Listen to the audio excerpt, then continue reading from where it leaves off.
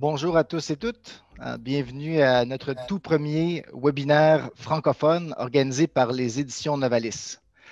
Nous sommes très heureux de pouvoir vous conter des nôtres pour réfléchir à un enjeu, le partage de la parole, qui nous concerne tous, chrétiens et chrétiennes, un partage dont les modalités sont appelées à évoluer ou du moins à se diversifier au cours des prochains mois. Car je pense n'apprendre rien à personne en affirmant que nos conditions de vie ont quelque peu changé depuis mars dernier. Nos conditions de vie civile, certainement, mais aussi nos conditions de vie ecclésiale. Ce qui était déjà dans l'air depuis plusieurs années est devenu criant d'évidence avec la pandémie. Il faut réinventer nos façons de faire Église. Cet impératif se heurte à bien des obstacles, à bien des résistances aussi. Mais l'on peut être certain d'une chose, quand l'on se réunit pour réfléchir ensemble, pour discerner ensemble sur les signes des temps, sur ce que le souffle de l'Esprit nous inspire comme nouveau fruit d'Évangile à faire s'épanouir en pleine lumière, alors le Christ est bel et bien au milieu de nous. Alors c'est fort de cette conviction de foi que j'aimerais que l'on aborde l'heure à venir. Et sans plus attendre, quelques mots sur la structure de notre temps de réflexion. Yves Guérette, prêtre et professeur de théologie à l'Université Laval, prendra incessamment la parole pour nous exposer d'abord en quoi la parole de Dieu fait bel et bien naître et renaître l'Église et sur ce que ça implique comme posture, comme attitude, comme initiative pastorale. Ensuite, Yves nous parlera des catéchèses bibliques de la liturgie dominicale, un moyen tout à fait concret et adapté à la situation actuelle pour partager la parole. Alors, suivra ensuite un temps de questions et de réponses. À ce sujet, je vous invite à rédiger vos questions en utilisant l'onglet questions Q et R au bas de votre écran. Vous pouvez les rédiger quand bon vous semble et mon collègue Simon Maltais les recueillera en vue de la période de questions à la fin. Alors, j'en profite pour vous informer tout de suite que les livres que Yves Guérette a publiés chez Novalis seront offerts en rabais pour les participants de ce webinaire pour un temps limité. Alors, le code promotionnel sera transmis à la fin du webinaire. Webinaire qui, aussi bien le mentionner tout de suite, est enregistré et pourra donc être visionné et partagé d'ici quelques jours. Alors, sans plus attendre, je te cède le micro, Yves, et bon webinaire à tous et toutes. Alors, merci Jonathan. Bonjour à chacun et à chacune d'entre vous. C'est avec grande joie qu'on a le plaisir de se retrouver aujourd'hui pour évoquer quand même effectivement un sujet qui est crucial pour l'aujourd'hui et le demain, non seulement de l'Église, mais évidemment de l'annonce de l'Évangile et du Royaume. Alors, je commence par une curieuse question, mais suivez-moi bien. Est-ce que vous savez comment il se fait que les girafes ont un si long cou? Vous savez, cette question, qui semble un peu hors propos, mais suivez-moi bien, a été longtemps débattue et beaucoup de chercheurs se sont attablés pour essayer de trouver une réponse. Mais comment ça se fait que, notamment, cette espèce du genre animal possède un si long cou? L'un des premiers qui a donné une réponse, il s'appelle Jean-Baptiste Lamarck, l'un des premiers. C'est un botaniste. Et c'est à lui qu'on doit l'invention de la biologie comme science de la vie. Et lui disait à son époque, au XVIIIe siècle, la fonction crée l'organe. C'est-à-dire, puisqu'il y a des besoins, la fonction de se nourrir, alors l'organisme vivant crée un organe pour répondre à la fonction dont il a besoin. De sorte que, selon Lamarck, eh bien, le fait que les girafes aient un long cou, ça vient de transformations successives pour leur permettre de se nourrir dans des arbres qui seraient de plus en plus hauts ou la nourriture difficile à atteindre autrement. Donc, c'est par transformation. Un de ses contemporains dont on connaît bien le nom, Charles Darwin, lui, Darwin va dire non, c'est pas tout à fait par transformation. Il va dire, dans une même espèce, les individus ont des variations dans leur biologie, leur comportement. Ces variations, ils ne sont pas tous pareils, les individus. Et elles sont héréditaires, elles sont héritées. Et il y a des traits de ces variations qui vont demeurer plus longtemps, durablement, quand ça correspond à un besoin pour que les organismes vivent bien dans l'environnement. De sorte que, selon Darwin, eh bien, s'il y a des girafes maintenant avec un long cou, c'est parce que auraient plutôt survécu et se seraient mieux reproduits les individus qui étaient plus capables d'aller chercher la nourriture en hauteur et donc d'être plus en santé et tout le reste. Vous voyez, il y a quelque chose que la nature nous apprend à partir de ce petit exemple.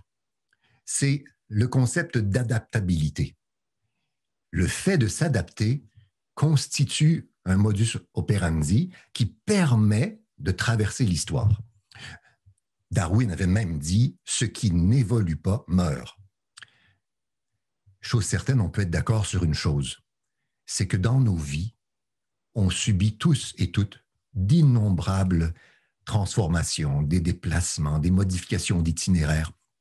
Et on est constamment appelé à évoluer, à se déplacer, à changer de posture, parce qu'on vieillit, parce que les événements se bouleversent nos existences, qu'on pensait qu'ils allaient dans une direction, puis tout à coup, il y a une autre direction qui arrive à point nommé. De sorte que on a là un bon point de départ pour réfléchir à la situation de l'Église, ce concept d'adaptabilité, parce qu'au final, on pourrait dire, par analogie, l'Église aussi a un problème dans le moment de nourriture. Je pense qu'on est tous au fait de cette expérience difficile dans laquelle on est, qui fait que beaucoup d'hommes, de femmes, de jeunes cherchent dans le moment comment se nourrir spirituellement. On peut même penser, sans trop réfléchir longuement, que plusieurs sont affamés spirituellement. Ceux et celles qui étaient habitués de fréquenter les églises, eh bien, sont maintenant en situation de disette. Le lieu communautaire où est-ce qu'ils se rassemblaient jusqu'alors, jusqu'il y a quelques mois, eh bien, dans certains cas, il a fermé, il a rouvert, il est en réouverture partielle. Dans certains cas, il a refermé à nouveau.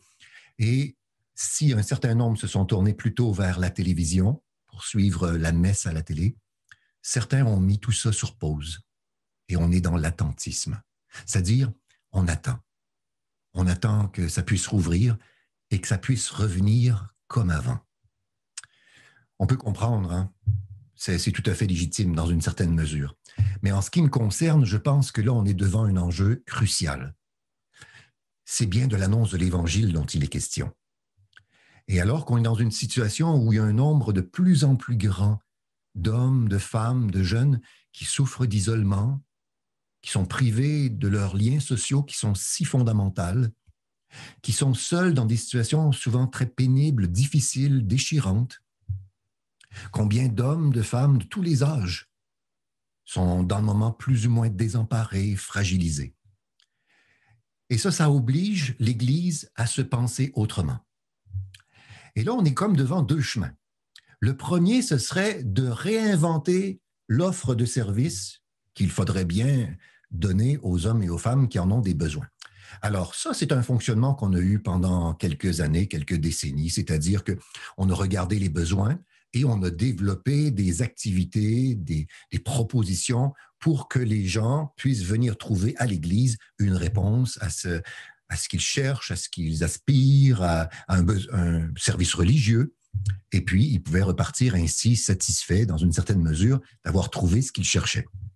Donc, dans un travail d'offre de service, de demande, d'offre. Mais ce modèle-là, on le sait tous, hein, il est en train de s'effriter. Ça se fragilise de partout. Et dans un certain sens, le nombre de personnes qui jusqu'alors offraient ces services religieux diminue, dans le moment au Québec particulièrement.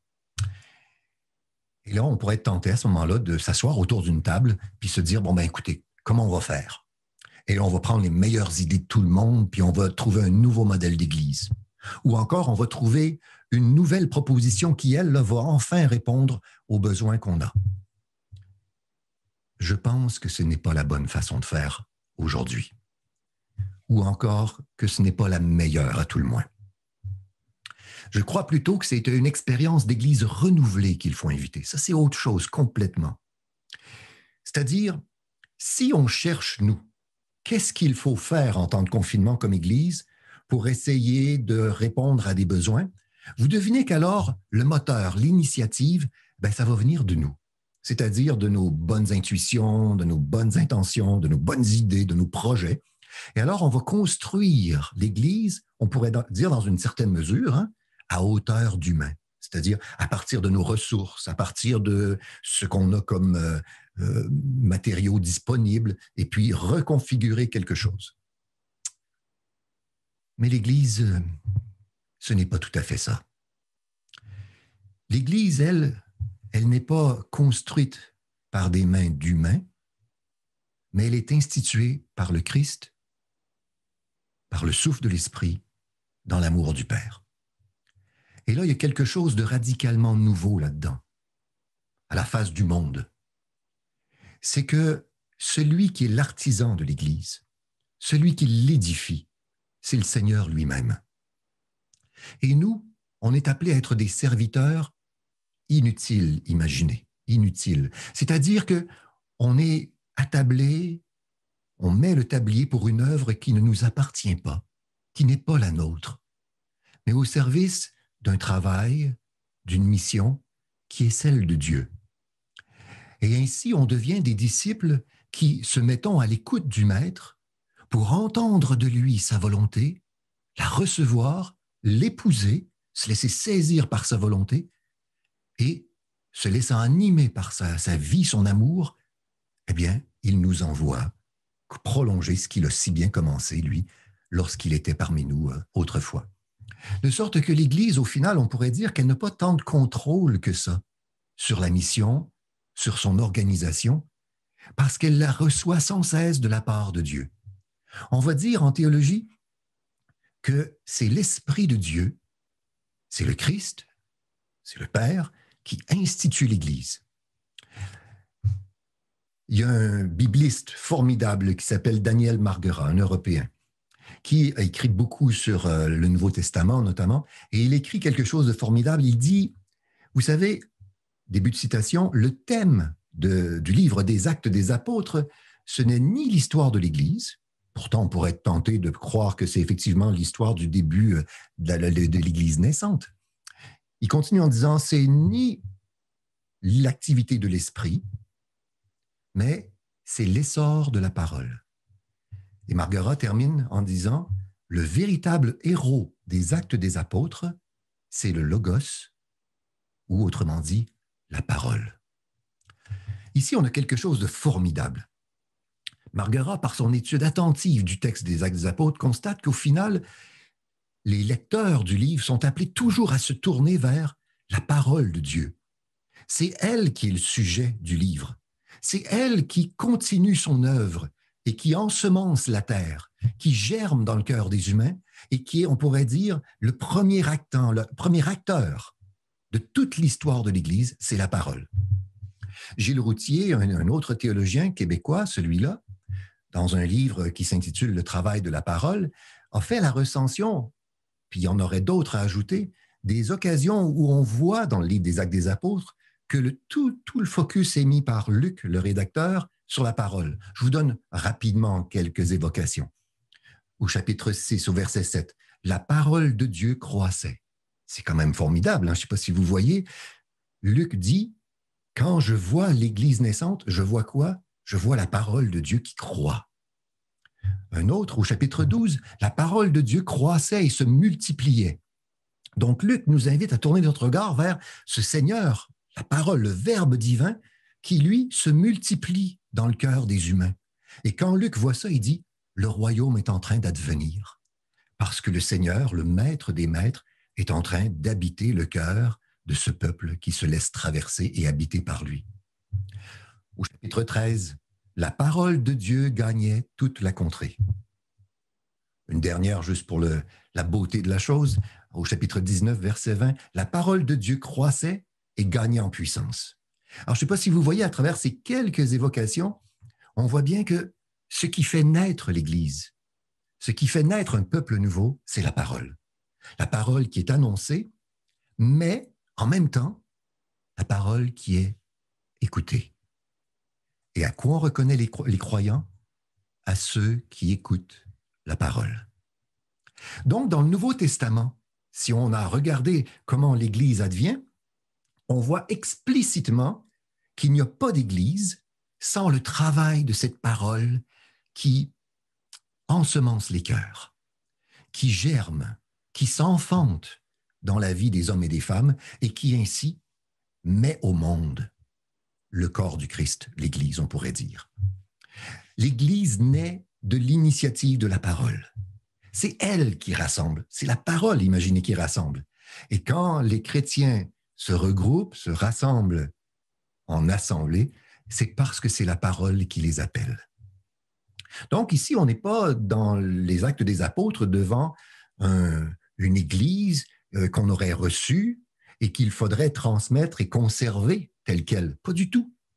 On est devant un corps vivant, devant une famille humaine qui s'est laissée épouser par une parole, qui l'a laissé retentir en elle, qui l'a régénéré, recréé, relevé, on pourrait dire. Et cette expérience, elle est à vivre et à revivre sans cesse. C'est comme si on découvre alors que l'Église n'existe que parce qu'elle reçoit sans cesse cette parole qui lui donne son dynamisme, son souffle, et qui lui donne de prolonger ce que la parole a commencé. Alors là, on est dans quelque chose de formidable parce que dans le temps de pandémie où on est un peu... on a perdu certains repères dans lesquels on évoluait jusqu'alors avec une certaine certitude. On avait nos moyens de célébrer notre foi qui étaient quand même relativement bien définis pour plusieurs croyants. Puisque maintenant on en est coupé partiellement, pour certains presque totalement, il faut se poser la question, mais cette Église, comment peut-elle continuer d'être vivante? Et c'est en retournant dans les actes qu'on voit bien comment elle est née et comment elle ne cesse sans cesse de naître et de renaître. Je vous pose une question à laquelle vous ne pouvez pas répondre pour l'instant puisque le format de notre rencontre fait de moi le seul intervenant, mais si jamais vous pouviez y répondre, je vous la pose malgré tout. J'ai dans mes mains une Bible. Et si je vous posais la question toute simple, connaissez-vous la différence entre les Écritures et la parole de Dieu? Quand je pose la question dans des assemblées, des groupes, en formation, vous devinez qu'il y a toutes sortes de réponses qui apparaissent.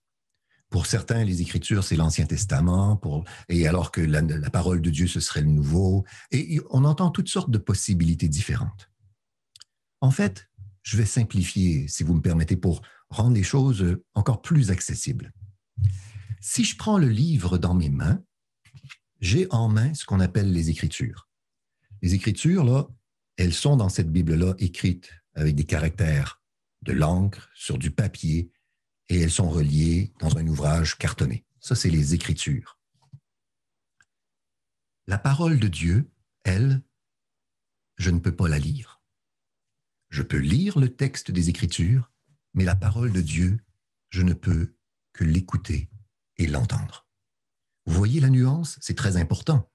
Je lis le texte, mais lorsque je le lis en étant habité par l'Esprit Saint, ces mots qui me sont offerts sont porteurs d'une parole qui peut doucement, mystérieusement s'ouvrir et venir qu'à murmurer aux oreilles intérieures de la personne croyante des mots qui sont nouveaux, des mots qu'elle n'avait encore jamais entendus, une parole neuve pour son ici et son maintenant, une parole qui a la force de rouler les pierres de tombeau, de rouvrir des matins de Pâques après de trop longues nuits dans les ténèbres intérieures, une parole qui relève, une parole qui fait naître des soleils intérieurs, évidemment. Là, on est dans l'évocation de la parole de Dieu. Vous voyez, c'est pour ça qu'on dit qu'elle est forte, la parole, parce que c'est la présence du Christ qui s'adresse au cœur des humains pour leur révéler cette bonne nouvelle qu'aucun de nous n'appartient à ses échecs, à ses larmes, à ses limites, à ses blessures, mais que tous on est appelés à être délivrés, affranchis, remis debout, retrouvés dans la communion de l'amour de Dieu.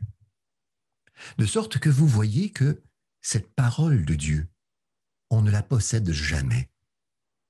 Mais plus on la fréquente, plus on découvre que c'est elle qui nous possède. Ou encore, pour le dire seulement autrement, on ne peut jamais la saisir, la parole de Dieu. Mais on fait l'expérience que plus on la fréquente, plus elle nous saisit. Je le dis autrement, on ne la maîtrise pas, mais c'est elle qui nous maîtrise, amoureusement, qui nous ressaisit profondément. Parce que la parole, ce n'est pas d'abord un message, c'est quelqu'un. C'est la personne du Fils qui a pris chair dans la personne de Jésus-Christ. De sorte que faire catéchèse, c'est faire l'expérience en Église du retentissement intérieur de cette parole qui va, chez les uns et les autres, parler de façon différente en fonction de ce qu'ils vivent, de ce qu'ils traversent, de ce qui les habite. Et là, on est vraiment dans la racine grecque du mot catéchèse, katékein, kat qui signifie, c'est un préfixe de haut en bas, et ekein, c'est un verbe, le verbe résonner. Donc, c'est la résonance de cette parole qui descend dans nos embats et qui nous fait entendre des mots qu'on n'avait encore jamais entendus de la sorte et qui ont cette force inouïe de nous conduire dans ces parvis que nous sommes. De sorte que faire catéchèse, ce n'est pas nécessairement enseigner à un groupe de personnes ce que moi je sais du texte parce que je le maîtrise et ainsi leur dire qu'est-ce qu'il faut qu'ils retiennent à partir d'un texte. C'est autre chose, ça. Faire catéchèse, c'est se placer ensemble, les uns auprès des autres, ouvrir ensemble les mêmes récits bibliques, les laisser nous travailler le cœur, les laisser nous traverser, jusqu'à ce que les uns et les autres fassent l'expérience de cette résonance tout intime, tout intérieure, de mots nouveaux qui illuminent, qui saisissent, qui retournent et qui délient de certaines bandelettes dans lesquelles on pouvait être enchevêtré ou enfermé. Qu'est-ce que la parole va dire à l'un, à l'autre, à l'une?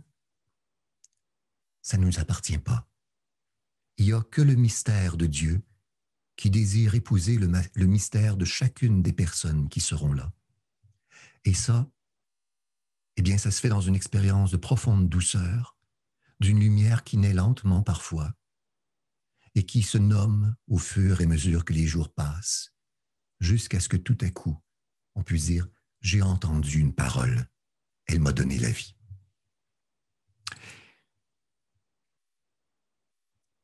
L'histoire des girafes et l'Église, ce n'est surtout pas la même chose, vous devinez bien.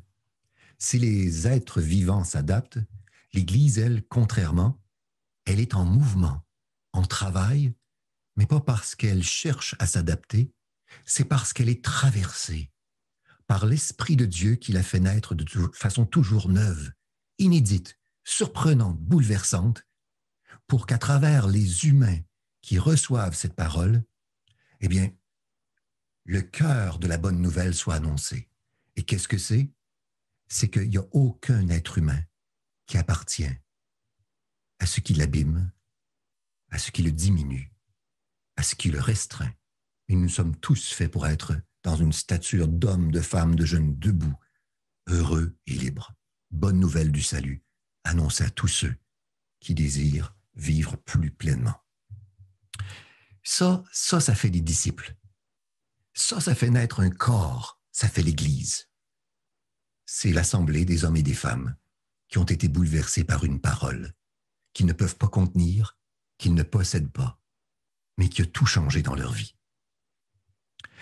En temps de pandémie, on a la chance dans le moment, dans la malchance qu'on traverse, de pouvoir malgré tout se rassembler, imaginez, on le fait cet après-midi, à travers ces machines qu'on apprend à apprivoiser, mais qui nous donnent, au-delà des frontières, de rencontrer des gens de façon formidable et, dans certaines communications de visioconférence que vous avez probablement eues, de faire l'expérience de belles rencontres. Et de sorte que depuis des mois maintenant, il y a des groupes qui font catéchèse en ligne à toutes les semaines et qui prennent les textes du dimanche qui vient et qui les travaillent ensemble en petite équipe. Et je vais vous en dire quelques mots dans quelques instants. Et quand ils le désirent, le dimanche suivant, imaginez, ils se donnent rendez-vous, s'ils n'ont pas accès à l'Eucharistie, se donnent une nouvelle rencontre en visioconférence, et là, vivent liturgie de la parole entre eux et entre elles.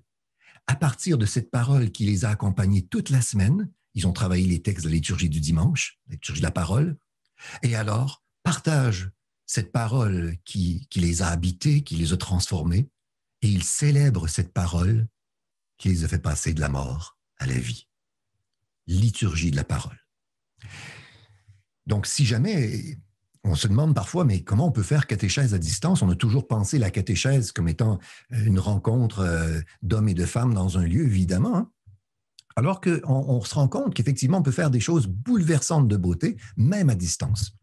Alors, la méthode est toute simple. Il y a beaucoup d'outils qui sont disponibles pour cela.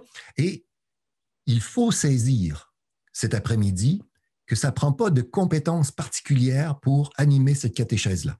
D'accord? C'est hyper important ce qu'on se dit là.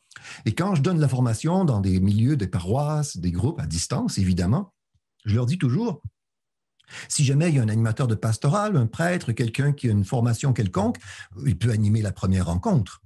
Mais il va tout de suite dire à quelqu'un du groupe, la prochaine, voudrais-tu l'animer, s'il te plaît? Et ça, c'est hyper important. Parce que si ce sont toujours les mêmes personnes qui animent les catéchèses et qui président les célébrations, vous imaginez que le jour où cette personne-là ne peut pas être là, ou le jour où son agenda est plein, puis elle ne peut pas prendre plus de groupes, ça veut dire qu'elle restreint l'Église à ses capacités et à sa présence. Et dans un certain sens, elle n'aide pas tant que ça, finalement. Donc, cette catéchèse-là, ce qui est formidable, c'est que tout un chacun peut devenir animateur et, au sens large, catéchète. Comment ça se fait? C'est très simple. On prend le temps de s'accueillir au début, ça dure à peu près 1h15, la rencontre. Il y a un temps de prière pour commencer, et ensuite, on demande à l'une des personnes qui est là de lire l'Évangile de dimanche prochain. Jusque-là, c'est très simple. Mais on aura indiqué aux gens, en écoutant le texte d'Évangile, d'être attentifs et attentives à tout ce qui peut surprendre, étonner, déranger dans ce qui est écrit dans le texte. Souvent, on n'est pas très habitué à lire l'Évangile comme cela. On est plutôt habitué à le prendre comme un texte qui nous est offert tel quel. Mais ici, on fait cela pour une raison toute simple. Si vous savez à l'avance ce que signifie le texte biblique, il n'a plus besoin de vous parler parce que vous avez déjà réglé la question, vous savez ce qu'il veut dire. Je ne sais pas si vous voyez ce que ça signifie. Mais se placer devant le texte comme si c'était la première fois. Lire ces textes de la Bible comme si on ne les avait jamais encore entendus, en priant mystérieusement le Seigneur et en lui disant « Seigneur, fais-nous entendre de toi » ou encore « Révèle-nous ton visage » comme nous ne l'avons jamais encore saisi, comme nous n'avons jamais encore entendu cette bonne nouvelle que tu désires nous dire aujourd'hui et qui vient de toi. Et de sorte que quand on fait l'expérience de chercher ce qui nous étonne, on fait quelque chose de salutaire, c'est qu'on se met à distance du texte. Au lieu de s'en emparer puis de dire « OK, je sais ce que ça veut dire, c'est facile, c'est simple ». D'ailleurs, si pour vous, la parole de Dieu, c'est facile et c'est simple, ça veut dire que Dieu serait si simple qu'on y aurait accès et qu'on pourrait mettre la main dessus. Mais c'est la parole du tout autre. Tant et si bien que si on fait le pari que Dieu veut nous dire quelque chose qu'on n'a jamais entendu, eh bien, dans la sagesse de ces récits bibliques, il y a toujours des choses qui vont susciter notre mise en parole, notre travail d'interprétation. Et vous serez surpris, si vous commencez à faire l'exercice, de voir à quel point les gens qui partagent leurs étonnements sont nombreux. Les étonnements sont tous plus judicieux les uns que les autres. Puis on se rend compte qu'au final, il y a beaucoup de choses dans les textes bibliques qui étonnent, surprennent. Et ça devient autant de questions que les uns et les autres portent et qui sont alors le moteur de la catéchèse. Alors, quand on a entendu les questions des gens, vous voyez que c'est très simple jusque-là, là. Après ça, on va demander à l'un, à l'autre, de lire à voix haute les autres textes qui sont là. On est en visioconférence, tout le monde. On pourrait le faire dans un local, évidemment, vous devinez, mais dans le moment, on peut faire catéchèse malgré tout. Et alors, on entend la première lecture, ensuite, on entend la deuxième lecture et le psaume. Et quand on a entendu les autres textes qui sont proposés le dimanche suivant, après ça, on laisse un temps d'environ 7 ou 8 minutes aux gens rassemblés afin qu'ils puissent faire des liens entre les textes.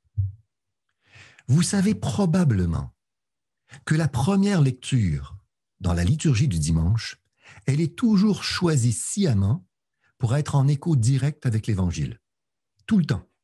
Ça, c'est la tradition de l'Église. Alors, première lecture et Évangile sont comme deux textes qui sont faits pour aller spontanément ensemble, comme s'ils s'éclairent mutuellement. La deuxième lecture, la plupart du temps, dans les dimanches de l'année, elle est en lecture continue, c'est-à-dire qu'on va s'emparer des Actes des Apôtres, on va en faire une lecture, ou encore d'une lettre de Paul, puis on prend des extraits qui suivent. Mais vous pouvez faire ce travail d'intertextualité, c'est-à-dire faire des liens entre les textes, parce que l'Église croit à un principe fondamental. C'est le suivant, la parole est une. Qu'est-ce que ça signifie? Ça signifie que l'Église croit qu'il y a une seule parole de Dieu qui traverse toute la Bible. C'est le Verbe. C'est le Christ qui parle et qui s'adresse à son peuple. De sorte que si c'est la parole de Dieu qui traverse toute la Bible, Dieu, on fait le pari, ne peut pas dire une chose et son contraire. Dieu ne peut pas se contredire, mais qu'il y a une unité dans la Bible qui fait que quand on travaille les textes les uns en relation avec les autres, tout à coup, les uns illuminent les autres et vice-versa. C'est comme si en remettant les textes les uns avec les autres, il y a une intelligence nouvelle qui s'ouvre à nous, qu'on n'aurait jamais pu prévoir à l'origine. Mais c'est comme si ça se révèle de l'intérieur. Je ne sais pas si vous voyez. Donc, il y a un temps où est-ce que les gens travaillent ça individuellement et ensuite, on les invite à partager les découvertes qu'ils ont faites. À chaque catéchèse, ça commence toujours doucement. Moi, tiens, j'ai fait un lien avec tel mot. Parfait, très bien. Une autre personne continue. Ouais, moi aussi, j'ai fait un lien, là, telle expression, parfait. Mais au fur et à mesure que ça commence à se mettre en route, là, tout à coup, il y a des mondes qui s'ouvrent à l'intérieur des cœurs. Et ça se met à parler à un autre niveau. La vie des uns et des autres commence à parler aussi. Et là, on devient tous des personnes qui interprétons les Écritures à partir de notre lieu, de ce qu'on est en train de vivre. Mais étonnamment, tout le monde comprend quelque chose. Un peu comme à la Pentecôte. Ça parle dans toutes les langues et pourtant on entend les merveilles de Dieu. On peut discuter comme ça pendant une demi-heure à peu près. Et là, ça circule. Les liens entre les Écritures, ça s'éclaire. On s'enseigne mutuellement. Tous se catéchisent les uns les autres parce qu'on travaille les mêmes textes. Et lorsque ça s'est terminé, on sent qu'on est rendu, tiens, on a dit ce qu'on pouvait dire ce jour-là. On peut terminer par la prière du psaume. Et ça s'arrête là. Il n'y a surtout pas de parole conclusive qui dirait « Bon, vous voyez, on a dit tout ça, voici ce qu'il faut que vous reteniez. » Ce serait grave. Parce que si je résume la catéchèse en pensant que je suis l'animateur et que je dois le faire, à ce moment-là, je pourrais piler sur les fleurs, écraser les fleurs qui sont en train de pousser, si vous me permettez l'expression, dans le cœur des uns et des autres. Et si quelqu'un, la parole est en train de s'ouvrir à lui ou à elle dans une direction, dans des mots qui s'éveillaient en lui, en elle, et que je lui dis non, non, ce qu'il faut retenir, c'est autre chose, eh bien, je pourrais à ce moment-là abîmer ce mystère de Dieu qui est en train doucement d'illuminer l'intérieur de l'autre. Donc, on arrête comme ça et on laisse la parole continuer de féconder, de croître et de naître dans le cœur des hommes et des femmes qui sont là pendant toute la semaine qui vient. De sorte que pendant la semaine, si les gens le désirent, avec le matériel qui est disponible, ils peuvent écrire une prière à partir des textes bibliques. Et cette prière, vous le voyez un tout petit peu, sera reprise pour ceux qui le veulent dans la liturgie de la parole. Et ce sera probablement le cœur, avec l'écoute de la parole, la réponse du peuple de Dieu à cette parole entendue qui a bouleversé toute la vie. Quand on fait cela, il se passe quelque chose de formidable. C'est qu'on est en train, enfin, de relier ensemble ce qu'on pourrait dire deux sœurs, qu'il faut qu'elles soient ensemble, l'une et l'autre, pour aller au bout d'elles-mêmes, catéchèse et liturgie. Et elles sont intimement liées l'une l'autre. Qu'est-ce que ça signifie? La catéchèse, c'est l'écoute de la parole de Dieu. Évidemment, on se met ensemble pour entendre ce Seigneur qui désire parler à nos intimités, nous révéler sa bonne nouvelle. Et il va le faire de façon différente, évidemment, pour toutes les personnes qui sont là. Donc, on est dans une parole unique pour les uns et les autres, même si ça résonne de toutes sortes de manières. Mais cette parole a ensuite besoin d'être exprimée, célébrée. La liturgie devient le lieu où cette parole est reprise et célébrée. Mais en même temps, si vous voyez bien, j'arrive à la liturgie du dimanche et que je n'ai pas même eu l'occasion de lire les textes, à ce moment-là, je ne suis pas toujours dans une profonde liturgie de la parole ou une célébration de la parole, je suis plutôt en première écoute. J'entends le texte de l'Ancien Testament, je ne sais pas trop quoi en faire. Le texte d'Évangile, des fois, ce n'est pas toujours si simple que ça. Le psaume. Et alors, à ce moment-là, c'est comme si la liturgie privée de la catéchèse perd une partie de son souffle. Elle perd une partie de sa joie de rendre célèbre, d'annoncer à la face du monde que cette parole, elle a une force recréatrice. Elle refonde tout. Elle anime tout. Elle est l'âme de l'Église. Et quand on lit ensemble catéchèse et liturgie de semaine en semaine, ça fait naître l'Église. Ça engendre des disciples et ça envoie en mission.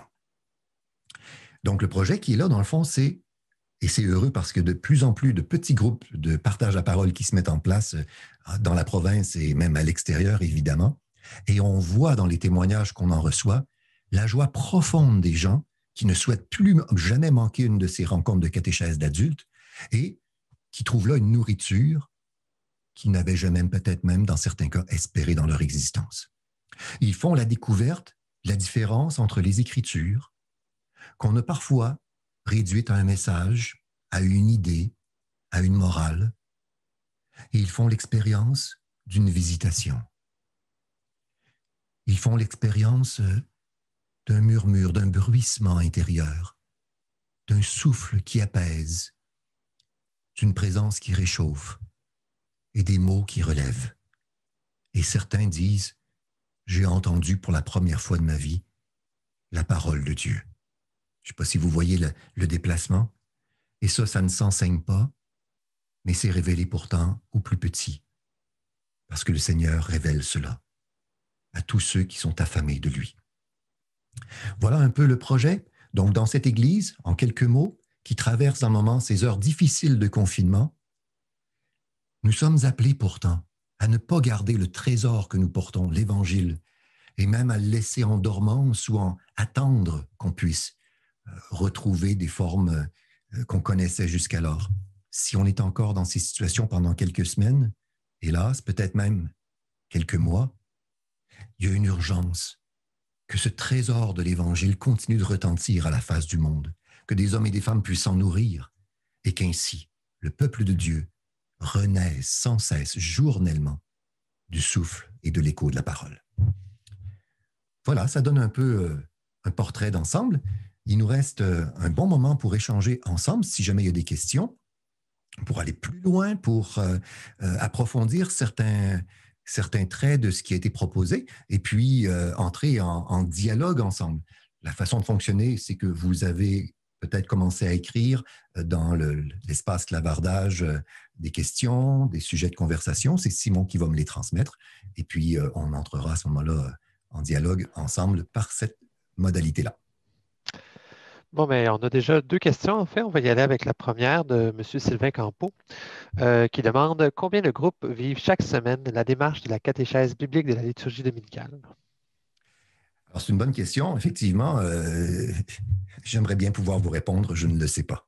Parce qu'on a lancé l'initiative au printemps. Je peux vous dire qu'au printemps, j'ai fait entre 20 et 25, je n'ai pas calculé exactement, formation à distance par groupe de 30 personnes. Donc, vous voyez le nombre de personnes qui ont participé. Je sais qu'un bon nombre ont mis en place dans les jours et les semaines qui ont suivi un groupe de partage biblique. Je ne sais pas le nombre exact parce qu'on n'a pas fait de recensement, mais on sait, on en a des échos parce que régulièrement, il y a des gens qui m'écrivent par courriel ou des commentaires, des satisfactions ou encore des demandes de précision. Et puis, ça vient d'un peu partout au Québec. Donc, il y en a un bon nombre, mais je ne pourrais pas vous dire exactement ça. On n'a pas fait la recension, hélas. Parfait. La deuxième question de Mme Ghislaine Archambault. Si le même groupe, après quelques mois, reprend les mêmes textes, peut-il ressortir de nouveaux liens ou si les mêmes liens referont surface? C'est formidable la question. C'est une question fondamentale. Ça va me permettre de dire deux choses, si vous me permettez. La première, ça semble un détail, mais c'est très, très important. Vous savez, un des dangers qui pourrait menacer ces petits groupes-là, c'est de devenir un groupe d'hommes et de femmes qui sont tellement heureux de se retrouver ensemble qu'on devient plus ou moins imperméable aux autres à l'extérieur. De sorte que l'une des choses à faire, dès qu'on met en place un groupe, c'est qu'on se dit ensemble dès le départ que dès qu'on sera plus que 8 personnes, on va se diviser en deux. Parce que le but, ce n'est pas qu'on reste replié sur nous, mais que cette parole, elle puisse être accueillie par d'autres et annoncée à d'autres. Ça engendre aussi par le fait même qu'on comprend que ce n'est pas une question d'affinité qui nous met ensemble, mais c'est la parole. C'est la parole qui rassemble l'Église. Alors ça, c'est une première des choses. Deuxième, je l'ai noté, je vous le dis en introduction à la réponse, je m'assure personnellement, dans le groupe dont moi je fais partie, de ne jamais animer 2 fois de suite la catéchèse ni la liturgie de la parole. Parce que si je le fais la première fois, ensuite, spontanément, je vais dire à une autre personne, tu as vu le schéma, il est tout simple, il est dans le livre, le schéma, là, il y a des façons toutes simples de faire pour liturgie de la parole le dimanche. Et puis, tout à coup, on passe à une autre personne. Pourquoi? Parce que quand je fais ça, je suis en train de dire à des personnes, sans qu'elles le sachent, vous êtes en train de vous former, à prendre parole, à animer, à présider.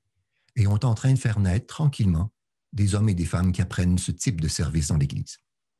Maintenant, la question qui se pose, c'est est-ce que si on revient sur les mêmes textes, au bout de 3 ans, on va trouver la même chose? La réponse, c'est presque assurément non. Si, cependant, vous pensez qu'un texte, ça dit une idée sur la Bible, je vais vous donner un exemple. La brebis perdue, c'est un texte dont on retient l'idée que Dieu nous pardonne et vient nous chercher dans nos égarements. Donc, c'est réglé, c'est clair pour tout le monde, de sorte qu'on peut prendre ce texte-là à toutes les fois qu'il y a un sacrement de la réconciliation avec des enfants, par exemple. On sait ce que le texte veut dire, on peut l'utiliser, vous voyez un petit peu ce qui se passe, et je sais le sens du texte à l'avance, je l'explique aux enfants. Vous voyez le danger de ce fonctionnement-là. C'est qu'on enferme un texte dans un sens qui serait prédéterminé et fixé pour les âges à venir quasiment. Mais on a fait ça longtemps. Puis on le fait encore parce qu'on se sert de la Bible souvent dans la pastorale, dans l'Église de temps en temps, hein, pour transmettre des messages ou des idées sur Dieu. Mais si on veut vraiment honorer la parole de Dieu, on fait le pari qu'à chaque fois qu'on s'en approche, le Seigneur veut nous dire quelque chose qu'on n'avait jamais entendu ni de lui, puis on pourrait quasiment dire même de nous. Parce que la parole nous convoque à la vérité avec nous-mêmes. Et puisque moi, de jour en jour, je ne vis pas les mêmes expériences, de mois en mois, d'année en année, mes environnements se déplacent, les situations changent, ma manière de me situer dans le monde se transforme parce que les événements se succèdent les uns les autres. Quand je vais rouvrir la Bible une autre fois, à la limite dans 3 ans, parce que l'année liturgique, c'est sur 3 ans, puisque je ne serai plus tout à fait à la même place, ce texte-là pourra résonner de façon neuve dans ce que je suis en train de vivre ici et maintenant. C'est ce qui nous fait comprendre que la parole, elle est inépuisable. C'est-à-dire, on n'aura jamais assez d'une vie pour entendre tout ce qu'elle peut faire retentir et nous révéler du mystère de l'amour de Dieu. Et on peut passer tous les jours de notre vie à faire catéchèse et jamais entendre exactement la même chose, comme si c'était un puits sans fond de beauté qui se révèle à nous. Vous voyez, c'est comme si quelqu'un disait « Je suis en couple avec quelqu'un, ça fait 3 ans qu'on est ensemble, on est condamné à se répéter. » Ce serait un peu surprenant, vous devinez bien. Hein? C'est impossible parce que l'autre, c'est une personne, on est dans une relation dynamique, l'autre bouge, moi je me déplace intérieurement et de sorte qu'on n'a pas assez d'une vie pour saisir le mystère de l'autre, qui nous révèle notre propre mystère et vice-versa. Et ainsi, on peut passer toute une vie avec quelqu'un et au final avoir les yeux dans l'eau à la fin de notre vie, puis dire, mais je me suis approché de toi, mais il me reste encore tout un monde à contempler de toi. Et on peut dire la même chose du Seigneur, qui lui se donne à se révéler à nous toute notre vie. On n'aura jamais assez d'une vie pour saisir toute sa splendeur et comment, jour après jour, à travers tout ce qui se passe dans nos existences, il nous fait toujours passer de la mort à la vie, de nos réclusions à la liberté, de nos esclavages à nos terres promises, on pourrait dire. Très bien. On a d'autres questions qui sont arrivées. Une de Mme Pauline Leduc. La célébration de la parole, est-ce que cela peut être la messe du dimanche? Bon. C'est une bonne question. Écoutez, bien sûr, si vous faites catéchèse avec votre petit groupe pendant la semaine, quand vous allez à la liturgie eucharistique du dimanche, vous devinez que lorsque vous allez entendre les textes proclamés, c'est des textes que vous aurez déjà travaillé avec le petit groupe de partage biblique pendant la semaine. Donc, ils vous auront travaillé de l'intérieur, ils seront proclamés comme paroles nouvelles dans cette église-là. Et quand vous entendrez l'homélie ou le commentaire homélitique, vous n'attendrez plus nécessairement que tout vous soit révélé par le prêtre, le diacre ou la personne baptisée laïque engagée. Mais ce sera seulement un surcroît de beauté qui s'ajoutera à toute cette beauté qui sera déjà en essence à l'intérieur de vous. Ce sera une parole qui s'ajoutera à toutes les autres, qui fera résonner une fois de plus le texte. Mais déjà, il y aura un travail tout intime et intérieur en vous. De sorte que si vous avez la chance d'aller à l'Eucharistie le dimanche puis que vous avez eu catéchèse pendant la semaine, on ne peut pas demander mieux, évidemment. S'il n'y a pas de possibilité de participer à l'Eucharistie parce que votre Église est verrouillée, parce que dans le moment, il n'y a pas de liturgie de la parole pour toutes sortes de raisons, parce qu'il y a 25 personnes seulement, puis vous êtes la 26e, par exemple. Puis là, vous dites, ben là, je suis sur la paille. Mais vous pouvez à ce moment-là retrouver votre groupe de partage, de catéchèse d'adultes, vous rassembler, et de façon toute simple. C'est très, très simple, hein, une liturgie de la parole, vous savez, c'est pas une messe, pas de messe. C'est une liturgie qui honore la parole. On peut faire des choses très humbles, mais profondément nobles. Signe de croix, prière d'introduction spontanée, si on le veut, proclamation des textes de la liturgie, donc évangile, première lecture, deuxième lecture, dans l'ordre que vous voudrez. Il n'y a pas de forme obligée dans la liturgie de la parole. Ensuite, ceux qui le désirent peuvent partager leur prière personnelle. C'est souvent un moment bouleversant de beauté, où on entend le cœur qui se laisse visiter, qui s'est laissé rencontrer par le Seigneur. Puis il y a des mots fragiles qui disent cette rencontre émouvante. On peut avoir un court partage si on le veut, mais souvent, on est dans le silence parce qu'on est comme agenouillé intérieurement devant l'écho de la parole de Dieu dans la vie des uns et des autres. Notre Père, signe de croix. Et ça peut être terminé comme ça. Si quelqu'un joue une pièce de guitare, tant mieux. Si on veut faire des prières universelles spontanées, tant mieux. Si on veut avoir un temps de silence ou un chant de thésée, tant mieux. Vous voyez, il n'y a pas de formule unique. Et c'est la beauté de la liturgie de la parole, c'est que c'est souple, c'est accessible. Donc, que vous alliez à l'Eucharistie, tant mieux si vous avez la chance de pouvoir le faire. Mais la liturgie de la parole va prendre toute une autre dimension si vous faites catéchèse pendant la semaine, c'est sûr et certain. Catéchèse et liturgie, vous voyez. Et puis, s'il n'y a pas possibilité de participer à l'Eucharistie, eh bien, liturgie de la parole, c'est déjà le pain vivant descendu du ciel. Parole de Dieu. On a une autre question de Sylvain Roy. Est-ce que lorsqu'on dit que la parole de Dieu fait croître l'Église et non l'activisme des gens, c'est un peu ce que l'on retrouve dans Luc 10, 38, 42, où l'on retrouve Jésus, Marthe et Marie? C'est une excellente question. Évidemment, il faut faire attention parce qu'il ne faut pas réduire le texte à une idée. Ça viendrait contredire ce que j'ai ouvert tout à l'heure. Mais on voit certainement, en tout cas, l'expérience de Marie qui, elle, s'assied aux pieds de Jésus et qui se met à l'écouter. Et Marthe, on le voit dans le récit, vous le connaissez aussi bien sinon mieux que moi, ce récit-là, s'active pour préparer le repas, puis devient même un peu en colère parce que ça ne fonctionne pas comme elle le voudrait, puis elle sent qu'elle en a par-dessus la tête, et puis là, elle est un peu à rabroux. Et puis le Seigneur qui veut lui dire, mais écoute, tu t'actives pour peu de choses. Je le dis de mémoire lointaine, je n'ai pas relu le texte récemment. Mais Marie a choisi la meilleure part. Ça ne veut pas dire qu'il ne faut rien faire. Il faudrait être béatement, par exemple, au pied de Jésus et rester là. Ça ne signifie pas cela. Mais il se passe quelque chose. C'est que plus on se met à l'écoute du Seigneur, plus sa parole, elle nous met en route intérieurement. Plus elle transforme nos vies, elle nous envoie dans le monde. Et là, on fait l'expérience que c'est plus mes activités, ma pastorale, mes projets, mes parents, mes enfants, mes affaires dont il est question, qui fait que des fois, je vais être, ça peut arriver, hein, déçu, excédé, découragé, perplexe. Dieu sait que ça peut des fois arriver. Mais quand c'est le Seigneur qui est le moteur intérieur, ou encore qui est le souffle, c'est peut-être le plus beau mot, hein? C'est-à-dire cet amour qui irrigue nos cœurs, à ce moment-là, on sait qu'on est dans une œuvre qui ne nous appartient pas. On sait qu'on est simplement disciple, missionnaire du Maître, vous voyez l'articulation, hein? Mais on partage sa mission et on est seulement ses disciples et on est envoyé là où il nous envoie. De sorte qu'on est devant un fardeau qui devient léger parce qu'on n'a pas à tout porter, parce que c'est son travail, c'est son royaume, c'est son Église, c'est son peuple. Ça lui appartient.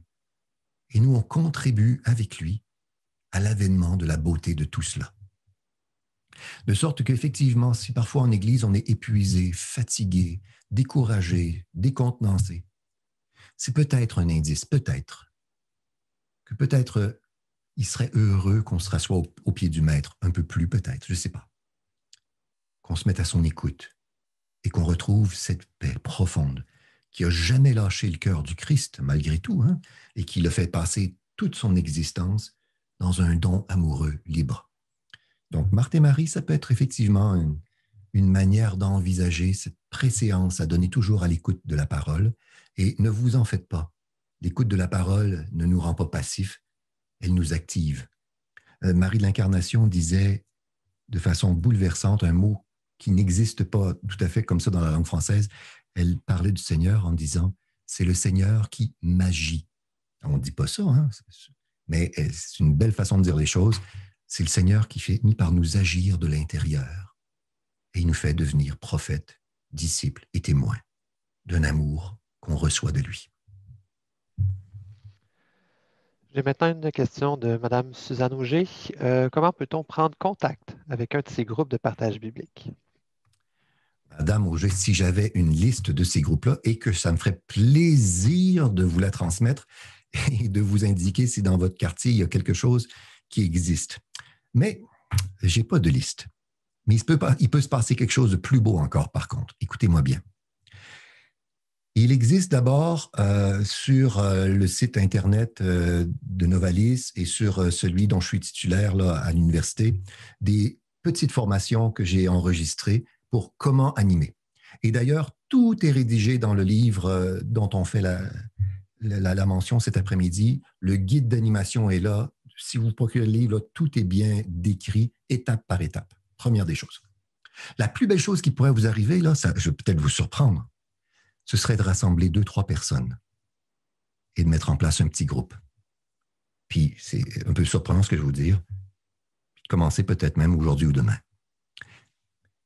Je suis sûr que chacun d'entre nous, on connaît des personnes dans notre entourage qui habitent à 5 minutes de chez soi ou encore à 3 heures. Et là, c'est la beauté d'Internet, hein, vous savez, parce qu'on peut rassembler des gens dans d'autres fuseaux horaires et puis il n'y a plus de problème de distance, mais qui sont dans le moment seuls, plutôt désemparés, et on sait qu'ils ont faim de sens, et dans plusieurs des cas qu'on connaît, qui sont affamés de nourrir leur foi.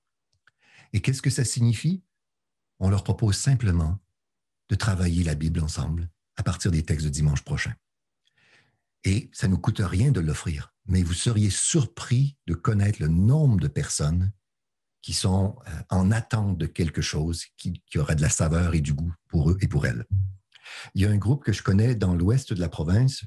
Je ne ferai pas exprès pour nommer la ville, là, mais je travaille un petit peu avec eux autres dans le moment.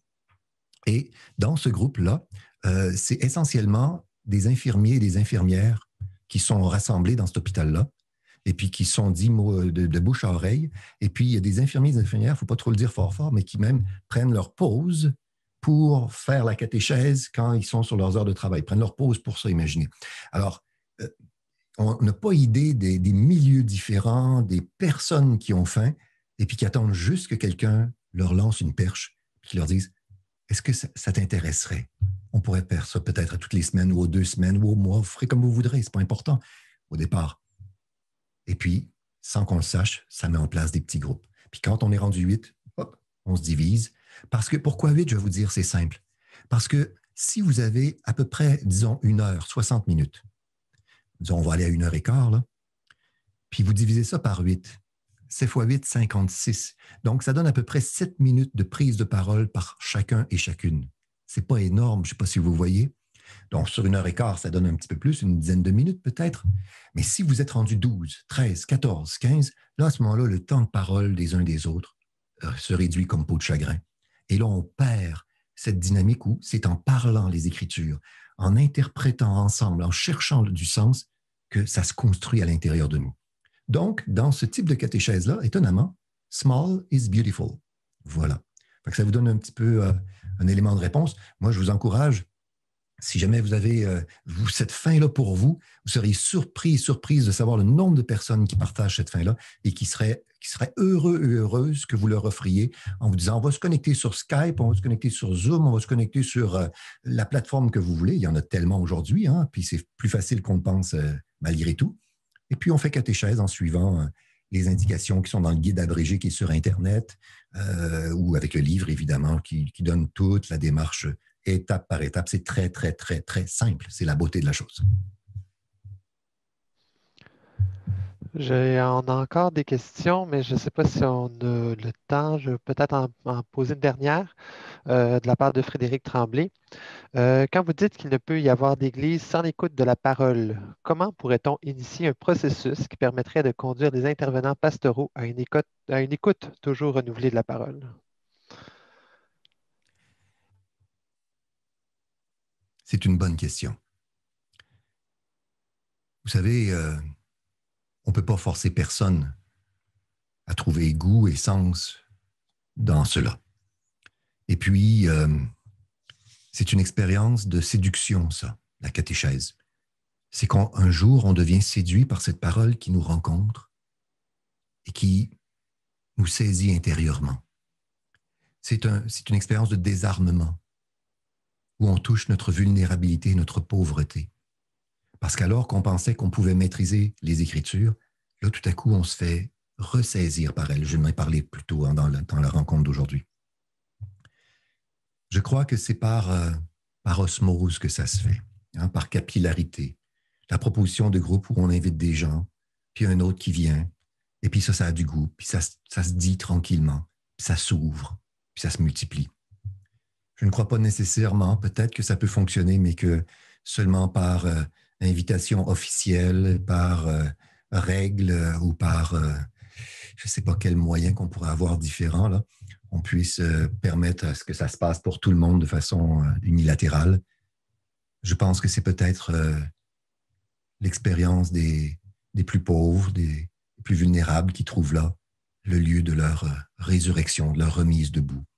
Mais c'est la parole qui fait ça. C'est la parole. Ça ne vient pas de nous. C'est un don. Ça vient de Dieu. Voilà. Il nous reste 2 minutes. Je pense que je vais laisser la parole à notre ami Jonathan. Alors, en conclusion de ce webinaire, j'aimerais tout d'abord remercier Yves Guérette, évidemment, hein. Yves, je te remercie pour ton temps et ta ferveur partagée. Merci de nous avoir invités avec une force de conviction qui te rend poète, clairement, à une pastorale à long cou, à une pastorale girafe, ou plus clairement une pastorale adaptée à notre temps, au service de l'essor de la parole, dans la mouvance du souffle saint. Merci de nous avoir présenté une avenue de catéchèse qui est l'affaire de tous et qui laisse vraiment l'initiative à la parole, qui la laisse nous agir. Merci infiniment à Simon Maltais pour nous avoir soutenus techniquement et pour sa gestion de la période de questions et réponses. Finalement, merci à vous, tous les participants et participantes. J'espère que ce temps vous aura enflammé le cœur. Il y a beaucoup à faire, mais créer du nouveau, oser, innover, c'est stimulant et je souhaite vraiment que c'est affermi et stimulé que vous reviendrez à vos activités. Alors, au nom de toute l'équipe de Novalis, merci encore et bonne fin de journée à vous.